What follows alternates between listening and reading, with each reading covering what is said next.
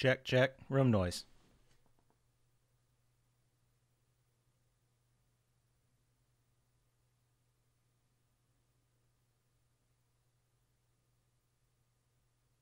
Okay.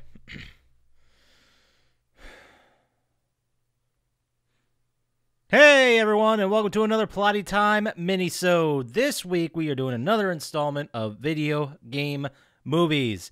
For this one, I will watch a movie that was based on a video game, not a video game based on a movie, vice versa, whatever. A movie made about a video game that had previously been released. I watch it, I talk about it, I think a little bit about it, and try to recommend it, see if it's a good one. I don't know, maybe it is. Maybe I'll be pleasantly surprised. Haven't really yet. But this week, as you can tell by the title, I'm doing the 1994 classic Double Dragon.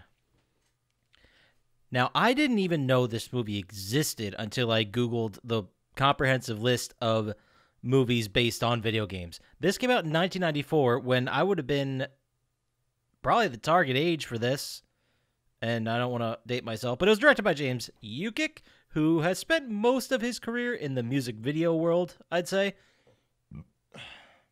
He's done a lot of, concert compilations. He's done a lot of music videos. This was one of his few, if not the only movie he ever did. And it's weird. It's real strange. It's insane to me to think that this came out the same year as Pulp Fiction. Like, these are the two different areas of entertainment, but I'm going to get into it because I'm going to try not to spoil too terribly much, but I'm probably going to go through the whole story anyway. So if you want to watch it, just watch it. Nothing I tell you is going to help you make sense of it or going to ruin it for you. It's worth watching for the ridiculousness of it. But if you really want to stop, exit the episode now, go watch it. So for the cool people who stayed, the main thing about this movie, you got two brothers. You got Jimmy and Billy Lee, just like in the video game. Jimmy is played by Mark Dacascos, who I did not recognize the name. I didn't know who that was. I looked him up, and now I know who he is. He's the guy, I don't know if you guys saw John Wick 3 Parabellum, but the fanboy assassin who was like, oh my god, John Wick, you're like my hero, and he tried to kill him. That's Mark Dacascos. He's very good in a lot of stuff. Very young, not great in this. And then the Billy Lee, the other brother, is played by Scott Wolf, who had done a bit of TV. He was in Kids Incorporated. He was a child actor. He'd been around, and this was one of his, if not the first, movie break he got. And I don't think either of Jimmy or Billy were very good in this, but I also don't think it's really their fault. And I'm going to get to why in a minute. So the big takeaway, the big point of this movie is there's this thing called the Dragon Medallion. They don't call it the Double Dragon Medallion, the Dragon Medallion. And it has two parts to it. There's the body and the soul. And each one of these parts have, superpowers, I guess we could talk to them. The body basically makes you super strong and tough. And the soul, I'm not even sure if that's what the body does. And I'm not sure what the soul does. But at some point, the soul allows you to hop into other people's bodies and take control of them. I guess it's not very clear, but that's the gist. That's the whole MacGuffin. That's what everyone's going for. They want both pieces of the Dragon Medallion. The movie takes place in the far-off, distant future of 2007 in New Angeles, and there's so many eye rolls for the town of New Angeles. They didn't want to, I guess they wanted to rename Los Angeles after this major ecological event that essentially left the town as an island. And a lot of areas just went underwater and were gone. And it's so confusing because this is supposed to be a post-apocalyptic land. That's what I got of it. There are gangs that run the streets at night. And I'm not talking like there's a little bit of violence. I'm talking literally run the street. The cops clock out at dusk and then come back the next day to work. And I guess this is a truce they worked out with the gangs. Like, no cops will go out at night because it's too scary. The gangs are out, which is, okay, fine. Let's buy that. Let's buy the fact that there's this post-apocalypse, a rundown city, that some major event happened. It's not the same. Badasses run the streets at night. You know what? So far I'm in. I'll buy that for the film adaptation of Double Dragon. Sure. Okay. That would make sense why there's always gang fights every 3 feet in Double Dragon, right? Okay, fine. I'll take it. Now, the opening sequence shows the bad guy's sidekick. Linda Lash is her name, played by Christina Wagner. I didn't know her from many things. I don't know. But she's like the right-hand man of the main bad guy, Kogo Shuko, played by Robert Patrick. Yes, the Robert Patrick. You know him as the T-1000 from Terminator 2. I mean, it's a huge, influential movie. You know who this guy is. You look him up, you're like, oh, that fucking guy. Right. He's the liquid metal Terminator, right? So she gets the first half of the medallion. She's dressed like Shredder from Teenage Mutant Ninja Turtles without the helmet. It's like I don't know if it was a nod. It was way too close to not be a nod to the Turtles. I mean, by 1994, the Turtles were everywhere. They were hot in like 89, 90. They were hot. So it makes sense that it was a little nod to it, but there's so many nods and references to other movies, and I'll try to get to as many as possible. But she brings it back to Robert Patrick. It's only half the diamond. He's like, where the hell's the other half? Go get it. There's a bunch of bad effects. There's just bad fighting, bad effects. There's one great effect, which I'll get into later. But for the most part, the effects, the suits, the bits are not good. The fighting's also terrible. Car chase wasn't terrible, I guess. We'll get to it. So we now are in a karate tournament. Yes, a karate tournament. Like what appears to be it's kind of like a mix of that underground boxing situation you've seen in a bunch of movies, or a legitimate point-based karate tournament. It's like a mix of the two. So there's a bunch of people screaming and betting, but then it's also very professional when you're on the floor and there's a real mat and there's like a ref, calling things out and saying, hey, don't punch him in the face, that kind of thing. So I don't know why they're even fucking having karate tournaments in this post-apocalyptic world. This is where you're starting to lose me. This is where the setting is not making sense at all. But they're there with their guardian, who I guess has watched over them since their father and mother passed away a long time ago, apparently. Their guardian's name is Satori, and she is like the same age as them. Anyway, they fucking lose the tag team karate tournament because Billy's a hothead, and then they get in a fight like after the tournament with the other guys. This is the dynamic. Billy's the idiot hothead. Jimmy's the straight serious kid. And they decide to, head home, and they're breaking curfew. They run into some gangs, and then in the car that they have, they look up on some kind of, I don't know how else to put this, guys, where it makes any sense, but it's like a gang internet. They pull down the thing, and they have a screen, and they look up the gang that's pulling them over, and they see like a profile on the guy. I don't know what kind of database exists for this, or I mean, it's gangs. People are dying fast, hard, loose, all over the place. So how often does it get updated? Who runs it? Who pays for the server infrastructure to have a database of every gang? And if it's the police, why is that just publicly accessible to just anybody? It is insanely confusing. I understand as a narrative device, it was just there to show us the names and likenesses and explain who the gang person is and tell us to be afraid of them before we ever saw anything about them. But it was fucking stupid. It didn't... Christ. The whole movie, they just steal from other movies. And they just take like little parts, and it's like the Friedman and Seltzer movies. Like, do you remember those? Like Meet the Spartans, an epic movie. There's a whole shitload of them around like the mid-2000s. And we talked about them on the podcast before. I'm sure we did. But they tried to be parody movies. But unlike real parody movies like Airplane or The Naked Gun, or movies that built up jokes and played an extremely serious situation and brought in silly elements and everyone just acted like that was normal, that's one thing. But the Friedberg Seltzman, whatever, movies, they just are like referential. Like I remember there was one scene where they stuck Britney Spears like during the middle of her meltdown in the scene from 300, and they kicked her and like her baby into the hole, maybe? It was fucking stupid. It's like, here, look, remember Britney? This happened this summer. Look at it. Isn't that funny? Funny. They're bad. Don't watch any of them. They're fucking trash. This movie's way better than any Friedberg Seltzman movie. Way better. Way better. It's still not great, though. Anyway, so that was like the kind of references they make in this movie where it's just, look at this, because their car is powered by what I can only assume is garbage. They're just pulling garbage off the street and throwing it in the car. And that's how it's running, just like Back to the Future 2. The aesthetic and the setting and everything is New Angeles. It's LA, but it looks like Escape from New York style rundown aesthetic. Escape from LA wouldn't be out for another couple years after this, but they even film a car chase. This first gang meeting that kicks off the car chase, they film it in the same tunnel filming location as the tunnel from Back to the Future 2. When Marty's on the skateboard trying to get away, and he's at the end of the tunnel, and he's got to get back to the other side to get to the DeLorean. We've all seen it. Same tunnel. They filmed it at the same place, which is just mind-blowing. That was a heck of a decision. There's a lot of crazy creative decisions to talk about in this, but they are all absolutely insane. Then we meet the next big character, played by Alyssa Milano. Marion Delario is her name.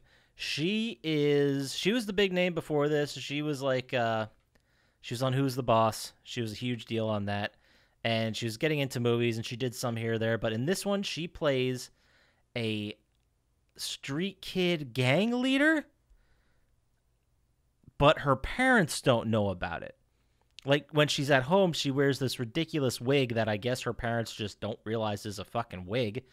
And then she dresses like an 80-year-old. And then when she leaves the house, she's in this tough chick street clothes and runs this gang of street kids who are all like graffiti artists. It's very confusing. She's like cosplaying as a runaway youth and is their leader, and then gets to go home and sleep at night, not in the fucking street like these kids. It was very why anyone would follow her is beyond me. But she plays the character Marion, who is the name of the female character in the video game. The video game is very weird. I'll get to it in a sec. But apparently she's this gang leader, and she's in the movie. She's out of the movie. She comes, she goes, she helps them, she doesn't. She's all over the place. At the end, they all go into the big fight together and work out. But we get to this then moment where Santori, their guardian, talks to Patrick Stewart, and through this conversation, he calls her Lotus Flower. She calls him Iceman. They have a history. I don't know if they're immortal beings or just gym buddies. I don't understand how they know each other from way back in the day, but they do. And the vibe I got was like hundreds of years ago they fought. You know what I mean? Like they're just reincarnated immortal things or what, God knows what, but maybe not. I don't know. And then this Mohawk dude pops up, steroided, freaked out, like one of those crazy practical effects from that movie Freaked, or those big fat twins in Nothing But Trouble. You guys, I'm sure you guys have seen all of these. But he was the same Mohawk dude from the beginning that stopped Jimmy and Billy at the gang checkpoint.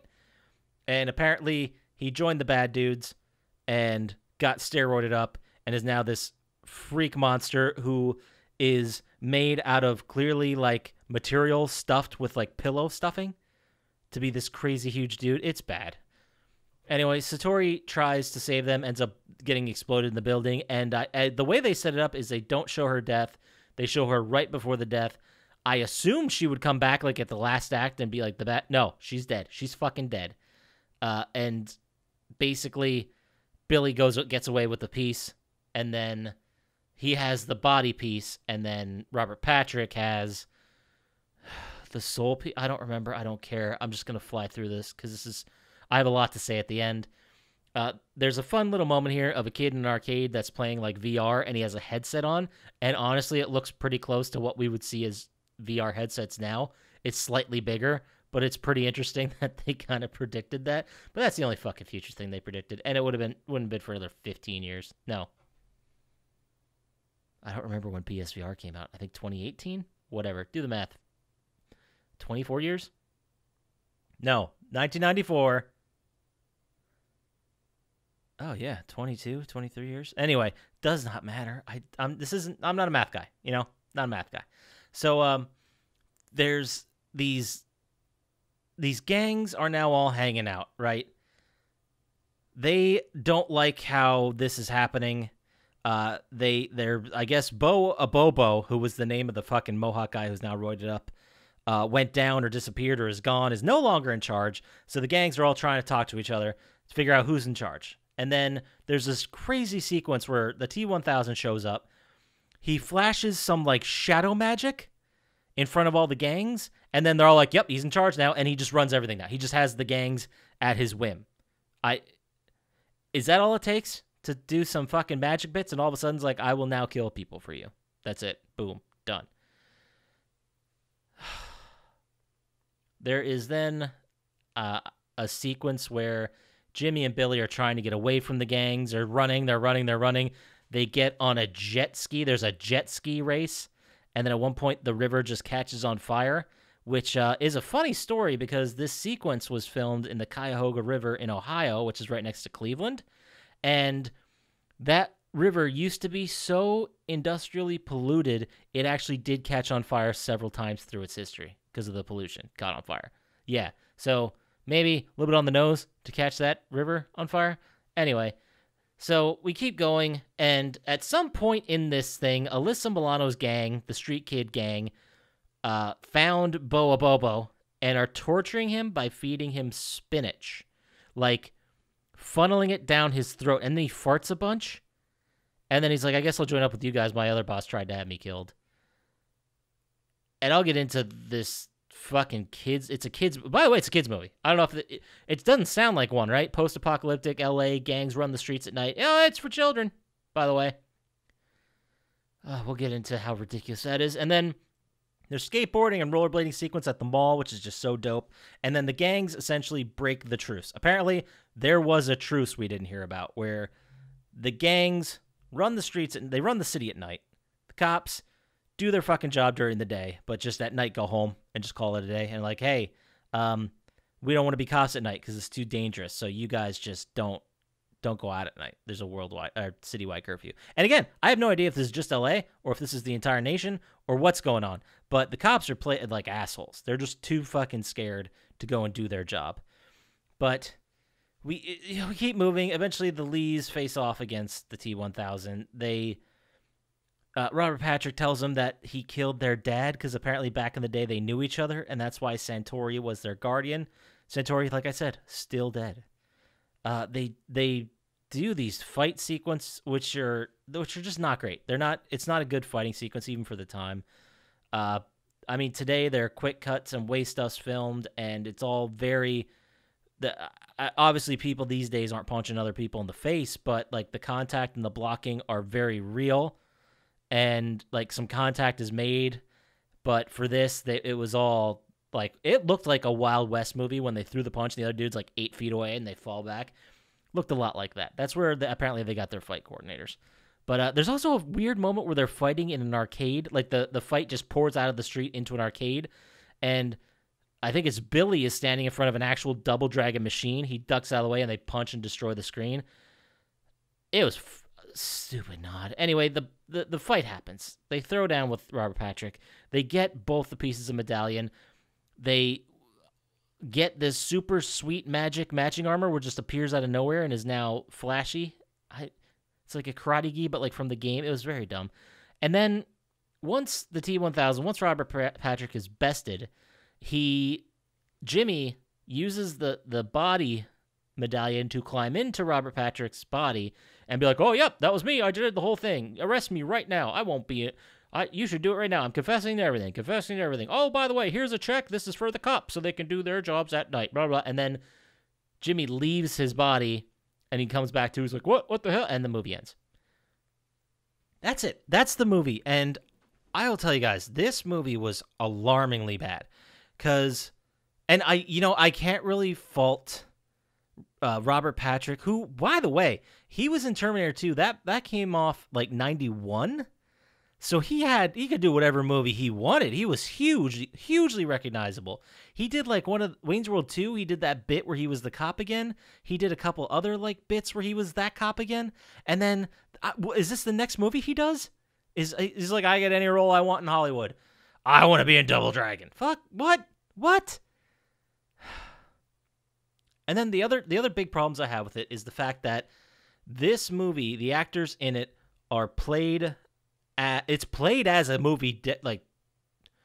it's a children's movie. There's the sequence I talked about with Alyssa Milano torturing the guy by feeding him spinach and he farts a bunch.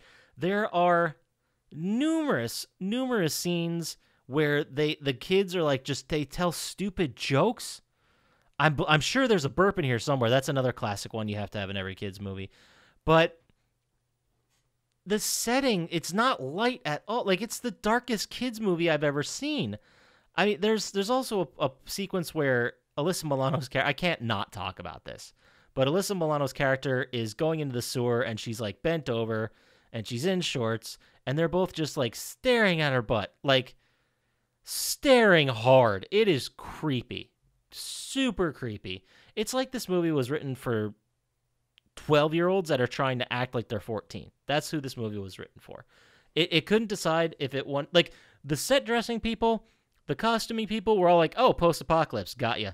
Gangs, what kind of style? Like realistic style or Mad Max? Mad Max, okay, great. I'll make that super real and scary. And then, what about the bad guy? Oh, like clean cut, classic karate style. Yeah, no problem. And then they made these very serious, very nice sets, and then the actors came in and are acting like they're in a kid's. It's so strange. It's insanely strange. It could be what I would like to say is a spiritual successor to Mario Brothers, the movie that came out. But Mario Brothers was also darker. It's weird how dark it feels, but yet how light and stupid it is. And when you do that, when you combine that light and stupid with a very serious setting, and it doesn't work. There's no way it's going to work. There's no way you can take and make G-rated content in a post-apocalyptic karate movie with gangs that run the streets at night because the cops are too afraid to go out. It's insane. So, I don't know. My final thoughts, let's wrap this up. Final thoughts. I think as far as all the other movies I did for this sequence, this might be the most enjoyable. Now, you got to come into this movie with the right frame of mind. You can't come into this movie saying, oh, well, I just finished watching Lovecraft Country, and I'm looking for something heavy for award season, so let's check out Double Dragon.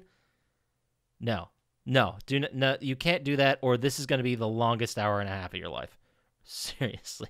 Like, I was watching this movie. I had to split it up over several days. It's an hour and like 34 minutes or something like that. And I had to stop it twice. I fell asleep. And this was like, probably 2 or 3 hours before I normally fall asleep. My body just says you're done. It was boring. There were boring parts to it. And there were so many scenes where they're trying to show, like, convey a feeling. Like, there's scenes where they're trying to show the brothers are at odds. They're different personalities, but they are their own people, and they do their own thing, and at the end of the day, they get along and they love each other. And I guess they were successful because I got that, but the acting was just bad, man. It's like, no, you don't understand me. Like, serious, we're talking that level. And I don't think I would even blame, Scott Wolf and Mark Dacascos. Is that his name? Is that what I just put in here? But Scott Wolf and Mark Dacascos, they've gone on to be perfectly. I mean, Scott Wolf has been pretty serviceable. I haven't seen him in much other stuff, but I'd reckon to say Mark Dacascos is actually pretty good at what he does. He's a great actor, and yeah, he doesn't blow up. He doesn't get awards considerations, but he's great. I've seen him after looking at his IMDb. I went through it. He does, to be fair, for a lot of years, he did a lot of TV, and he was in like, a small run or something like that. He's been in movies, sure, but he's never the star. Finally, he got to star in a movie called, damn it. He finally got to star in a movie called Driver. I haven't seen it. I hear it's pretty okay, which I guess isn't the best thing. But yeah, good for him. He deserves it. He's been in this business a long fucking time, and I'm glad it paid off for him.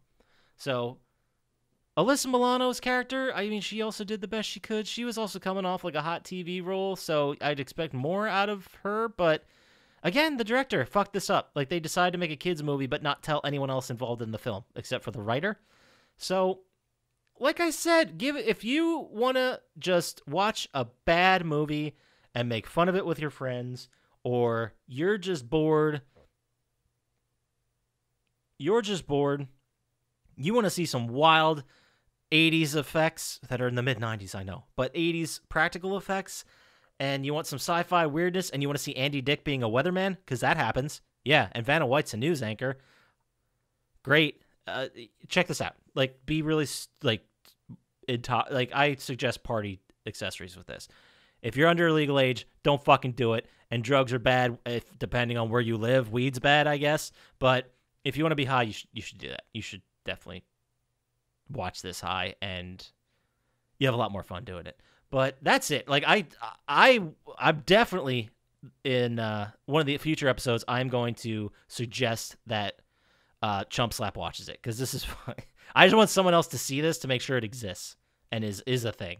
And I didn't even talk about one of the gang members when the gangs like are chasing Jimmy and Billy. We're talking like 150 people running down the street chasing them. There's one dude that's just dressed like a mad aggressive mailman.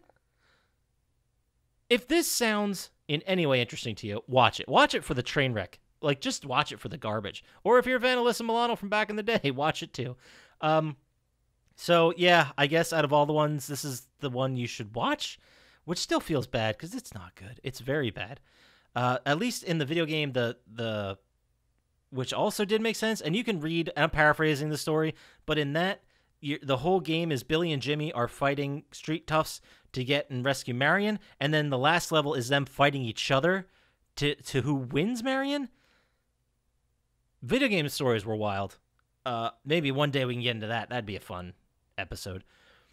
But anyway, what I would like to do, I'd like to hear from you guys. Do you want to hear me talk about more video game-based movies that I watch? Do you want to not? Are you tired of this? Do you want to hear something else? Do you want to hear me talk about a specific video game movie?